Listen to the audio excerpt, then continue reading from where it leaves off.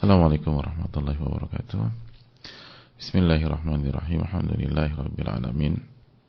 Wa bihi nasta'in ala umuri dunya wa din, wa salatu wassalamu ala asyrafil anbiya wal mursalin wa ala alihi wa sahbihi wa man sara ala nahjihi bi ihsanin ila yaumil wa ba'd.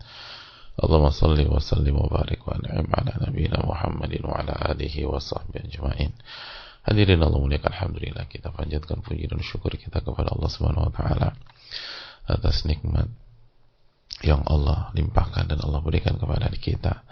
Nikmat yang gak bisa kita hitung, gak bisa kita kalkulasikan. Nikmat nyawa, nikmat panca indera, hadirin, nikmat udara, nikmat kebebasan, nikmat kemerdekaan, nikmat rasa aman, nikmat iman, nikmat Islam. Kita bisa bebas belajar, kita bisa nyaman dan merasa aman untuk mengkaji Al-Quranul Karim dan Sunnah Nabi Sallallahu Alaihi Wasallam. Nikmat yang sangat luas yang Allah berikan kepada kita, dan ini mengandung konsekuensi syukur kepada Allah Subhanahu Wa Taala. Saudara, kita bersyukur kepada Allah Subhanahu Wa Taala, bersyukur kepada pihak-pihak yang memfasilitasi kita nikmat-nikmat tersebut. Semoga Allah Subhanahu Wa Taala memberikan taufik agar kita bisa bersyukur, dan semoga Allah Subhanahu Wa Taala memberikan keberkahan dan memberikan pahala yang berlimpah kepada semua orang, semua pihak yang memudahkan kita untuk belajar, untuk beramal, untuk bertakarub kepada Allah Subhanahu Wa Taala dengan rasa aman, dengan rasa nyaman, tanpa ada ketakutan dan kekhawatiran. Dan semoga Allah Subhanahu Wa Taala memberkahi semua pihak, amin ya rabbal alamin. Pihak yang beriman kepada Allah Subhanahu Wa Taala, mentauhidkan Allah Subhanahu Wa Taala, dan berbuat baik dan berjasa kepada kita semua, amin ya rabbal alamin.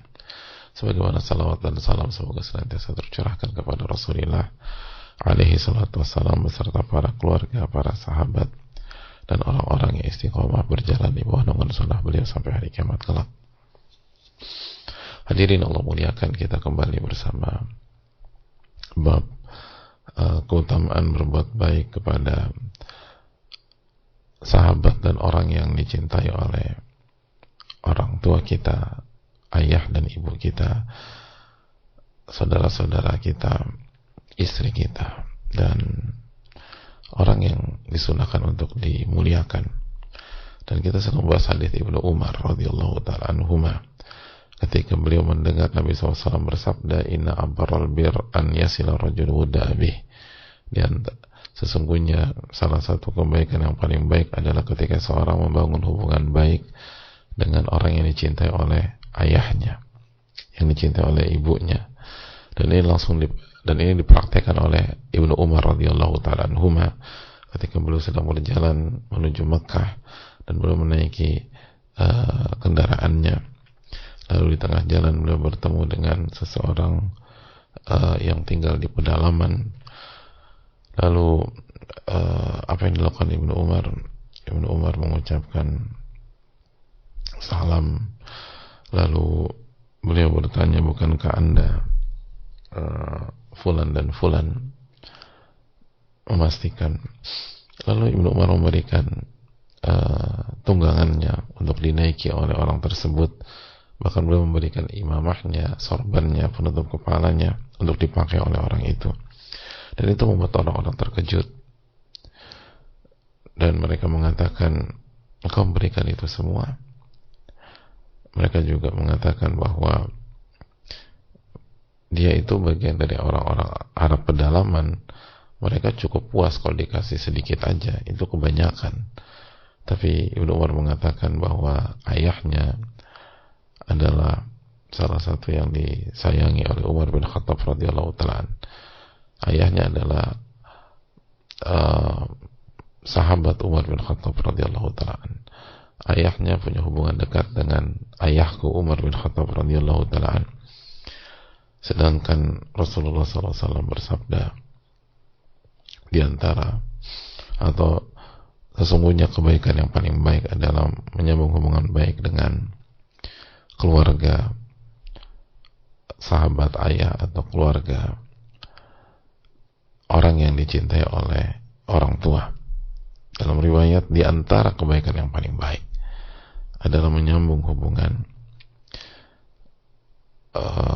baik dengan keluarga, sahabat ayah atau sahabat orang tua setelah orang tua meninggal. Jadi hadirin Allah muliakan, dari sini kita bisa mendapatkan pelajaran yang sangat mahal bahwa menjaga hubungan baik dengan sahabat orang tua itu bukan hanya ketika orang tua masih hidup, tapi juga setelah orang tua wafat. Dan ini memberikan pelajaran mahal bagi kita betapa tingginya kesetiaan dan loyalitas yang ditanamkan oleh Islam, yang ditanamkan oleh konsep Allah Subhanahu wa ta'ala dan Rasulnya Sallallahu Alaihi Wasallam.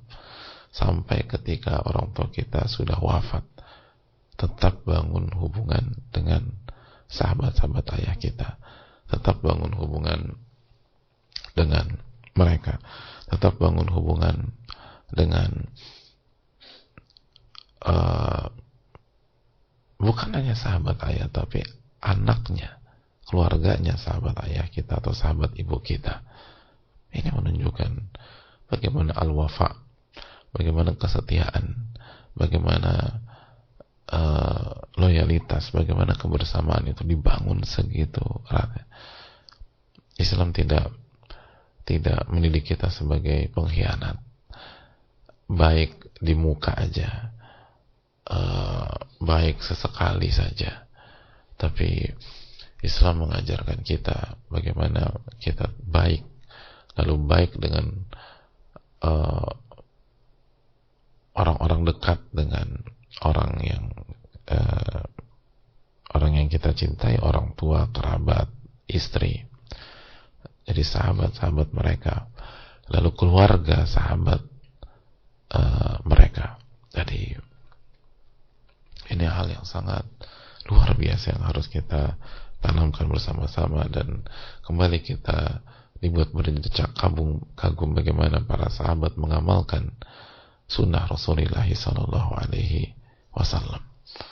Bagaimana mereka bukan hanya meriwayatkan hadis, menyampaikan, tapi mereka benar-benar walk the talk. Mereka benar-benar mengamalkan dan berusaha mengamalkan apa yang mereka pelajari dari Rasulullah SAW, apa yang mereka dapatkan dari Nabi SAW, apa yang mereka peroleh dari Nabi SAW, dan itu membuat ilmu mereka berkah, itu yang membuat mereka punya ilmu yang bermanfaat, itu yang membuat mereka berbeda, dan mereka menjadi generasi terbaik. Khairun nasi qarni thumma alladhina yalunahum thumma alladhina yalunahum, sebaik-baik manusia adalah generasiku, lalu berikutnya. Dan ini menjadi PR dari kita, PR bagi kita semua, hadirin Allah muliakan. Sudahkah kita menjadi pribadi yang berusaha mengamalkan ilmu kita? Sudahkah kita menjadikan Riyadhus Shalihin bukan hanya kajian rutin kita setiap pagi, tapi hidup di keseharian kita? Ketika kita belajar bab keikhlasan, belajar tentang bab ridho, belajar tentang bab birrul walidain, atau bab larangan durhaka kepada orang tua, lalu bab-bab yang sudah kita bahas, bagaimana penerapannya, bagaimana pengamalannya, ini menjadi tantangan besar bagi kita, dan itu adalah PR yang harus kita selesaikan. Dan hadirin Allah muliakan, ini juga menunjukkan bahwa betapa luasnya rahmat Allah Subhanahu wa ta'ala, betapa luasnya rahmat Allah. Kata para ulama, bagaimana tidak luas? Allah membuat kebaikan itu menjadi sebuah pintu yang luas, dan tidak hanya terbatas dengan orang tua, tidak hanya terbatas dengan ayah, tidak terbatas dengan ibu, tidak hanya terbatas dengan kakak, tidak hanya terbatas dengan adik, tidak hanya terbatas dengan keluarga kita, dan juga tidak hanya terbatas dengan istri kita, tapi seluruh orang-orang yang disayangi oleh mereka. Itu hendaknya kita berbuat baik dengan mereka. Sampai sahabat ayah, sahabat ibu, sahabat kakak, sahabat adik, sahabat family kita, sahabat istri kita. Idza ahsanta ilaihim, apabila Anda berbuat baik kepada mereka, sesungguhnya Anda berbuat baik kepada orang tua Anda. Ini kaidah. Pada saat kita berbuat baik kepada sahabat-sahabat orang tua kita, sejatinya kita berbuat baik kepada orang tua kita.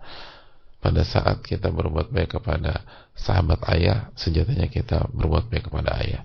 Pada saat kita berbuat baik kepada sahabat ibu, sejatinya kita berbuat baik kepada ibu. Pada saat kita berbuat baik kepada sahabat kakak dan adik, sejatinya kita berbuat baik kepada kakak dan adik. Berbuat baik kepada sahabat famili kita atau kerabat kita, sejatinya kita berbuat baik kepada kerabat dan famili kita. Pada saat kita berbuat baik kepada sahabat istri kita, sejatinya kita berbuat baik kepada istri kita. Ini kaidah penting. Ini pelajaran mahal. Kata para ulama, fatuthabu thawabal bar biwalidayh. Maka ketika Anda berbuat baik kepada sahabat orang tua Anda mendapatkan pahala berbakti kepada orang tua. Pada saat kita berbuat baik kepada sahabat ayah, berarti kita dapat pahala berbakti kepada ayah. Pada saat kita berbuat baik kepada sahabat ibu, itu artinya kita mendapat pahala berbakti kepada ibu.